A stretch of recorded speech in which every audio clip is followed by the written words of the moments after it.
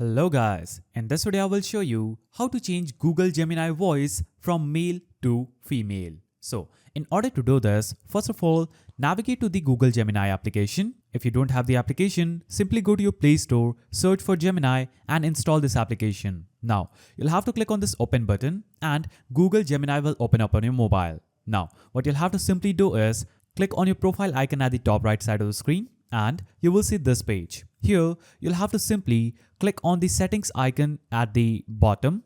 That is the third option from the bottom. Now, you will see Gemini settings opening up. Here, you'll have to choose Gemini's voice. That is the second option from the top. Click on Gemini's voice. Click on Gemini's voice and you'll be able to choose from a list of voices given. So I'll click on Gemini's voice. Maybe I'm your style. Pick me and I can be. It's good to meet you.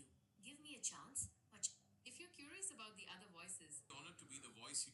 it's good to meet you. So simply scroll to the right or left and choose the female voice you want your Google Gemini to be. Now after choosing it, you can simply ask Gemini any question. For example, I'll type in, "Tell me a joke" and hit enter. Sure, here's a joke.